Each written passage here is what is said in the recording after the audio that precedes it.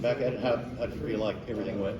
Yeah, I thought we had a pretty good day. Obviously, I was able to put up a good amount of points. And I thought we executed pretty well. Obviously, there's a couple plays we wish we could have back, but that's every game. So thought we did a good job, stuff we can build on, and then obviously look back on the little mistakes that were made and correct those and move forward with this Cal game this week. Payton, considering your family background, everybody's a coach, is it easier for you maybe when the head coach kind of gets upset like Coach Freeze did Saturday? Yeah. To take that. Yeah, it's definitely it's nice for me having last year under my belt with Coach Freeze, and obviously we have a better relationship this year and have spent more time together, so that makes things easier too. And so I'm just trying to listen to what Coach is saying. You try not to read into the tone or anything that the Coach is talking to you with, and you just listen to what he's saying, and then I respond with what I'm seeing, and we try to get on the same page and move forward. And but yeah, having being around coaches, I guess my whole life is a benefit to that. But yeah, I'd say it's more so just being around Coach Freeze longer. How was communication?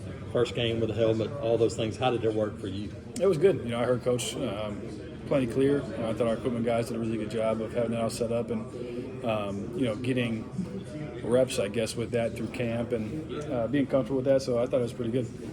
That with a combination of how much you're doing at the line of scrimmage, does this game feel like it's a lot more into your hands now that you've been through one of them? Yeah, I would say so. Obviously, with the helmet communication, if it's above 15 seconds, if Coach sees something on the sideline, he can let me know without having to do a whistle or something like that, like some coaches do. So I think that happened once during the game, and then yeah, I'm able to handle stuff more at the line of scrimmage as well, being comfortable with this offense and Coach being able to trust me to do those things. So yeah, I'd say so. How different is this offense than what you were doing at this time of year ago? Quite a bit different. Very, very, very much different. What's the biggest way that's different?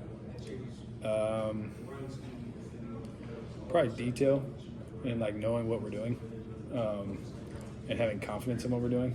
I'd say that's the biggest. That's probably the biggest difference. A lot more is on you, isn't it, in this offense? I mean, you have to make more decisions on you. Yeah, I'd say so. I'd say that Coach has given me more opportunity to help the guys out up front and just be on the same page. And so also help myself out, get myself protected and then redirect certain things and allow us to get in the best play possible for that play. Now, am I going to be 100% on that every game? No. But, if we're on the same page, if we're all wrong, in a way we're right because we're on the same page. It's something that I've learned in the past. They used to call it law, loud and wrong. If you're loud and wrong and everybody's on the same page, you have a chance. But if 5 guys doing this and 5 guys doing that and 1 guy's doing his own thing, it's not going to work. So, yeah, I'd say I feel good right now with what we're doing. Have you ever been yelled at that much after a touchdown pass? I don't even remember which one it was. So wide open to Keandre, the second one. Yeah, probably not. He went Mississippi red ass on you. Yeah, he wanted me to protect myself on that one, but I'll make sure that doesn't happen again. What did you see out of the young wide receivers in their first game under the lights and kind of how they responded? Yeah, I thought they did a good job. Obviously, Cam getting in the end zone early was great. Keandre's not a young receiver, but obviously he got in the end zone a couple times, so that was good to see and fun to connect with him. But then the other freshmen, I thought they did a good job. Those little things that little detail things that they're just going to keep getting better at that we have to get on the same page about. But I thought they did a good job under the lights, like you said, in front of our fans for the first time, handling all of that. It's not always easy when you're playing high school football just a year ago. So I thought they did a good job with all that stuff. And then obviously it was cool to see them get in the end zone as well. I asked your teammate, Sam, your roommate, if he had a celebration planned against his old team. He said he might have a pen, sign the ball, and give it to Justin Wilcox as a celebration. Yeah, I'm not surprised. Do I think he'll actually do that?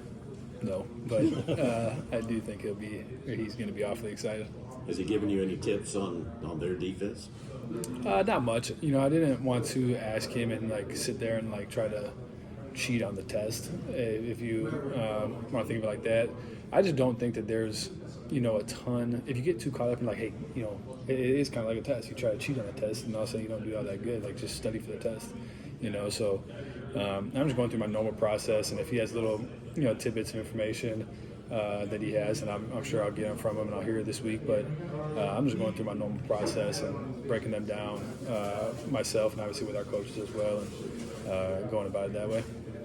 After you score 73 in a game, what's the focus heading into week 2? We asked Rivaldo, it's like just cleaning up things. Is that kind of the focus now, just next step progression as an offense? Yeah, for sure. As week to week goes on, you always want to keep getting better. You want to peak in, November, December, ideally. And so for us, you get week 1 out of the way. You see it as almost like a preseason game in the NFL-ish. And then, this week, obviously put it behind us. Nothing we can do about it now. Doesn't really mean anything to us now. And it's on to Cal and focus on this game plan that's ahead of us and executing that. It's all about execution. And so if we do those things, we're going to be in good shape. Going back to the young guys, what does it mean for you? You've said these are guys who are going to play in college, obviously, a long time, and catch a lot of touchdown passes. Probably go to the league and catch a lot of touchdown passes. But, at the end of the day, you get to be the first guy to throw a touchdown pass to them in college. Just kind of what does that mean to kind of – nobody's ever going to take that away from you. That's never going to change.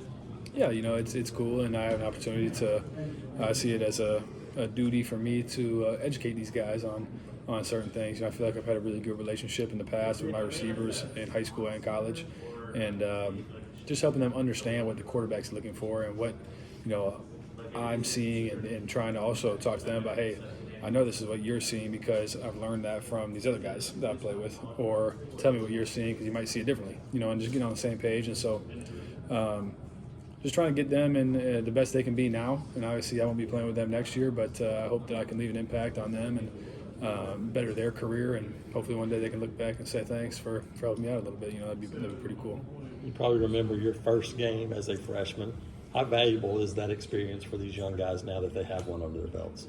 It is valuable, getting out there, and there's that little bit of uncertainty. No matter how confident you are, you still have never played on that stage. No matter what All-American game you played in, or X, Y, and Z, you never played in Jordan-Hare Stadium. You may have come to games and hung out the sidelines and whatnot, but you never been on the 50 with all those people screaming. So it is valuable, and it's good that they step into the next week, and by the time the middle of the season gets here, end of the season, it should feel normal for those guys. So I think it is valuable. Do you have to tell them, hey, it's not going to be like this all the time? After playing a game like that? I don't think I have to tell them that. I think they know that.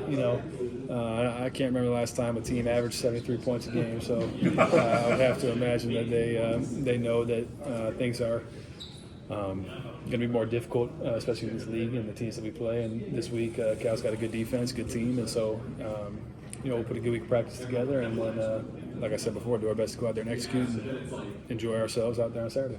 You look forward to giving Cam an opportunity on 50-50 balls or how to everybody? Yeah, for sure. We've been doing it in practice. Did in the spring, did in the summer, so now I guess all that's left is doing the game. So I have complete trust in him, and so when that time comes, I won't be afraid to do it. What do you think back to last year's Cal game? What comes to mind for you?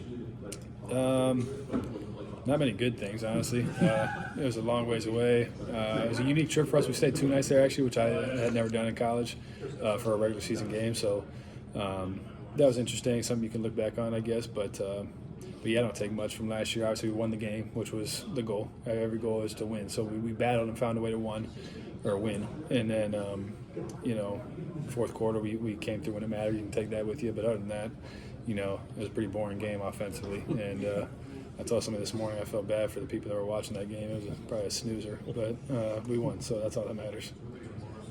Does it become hey, when you go prove ourselves, or is that kind of the mindset no matter who you play?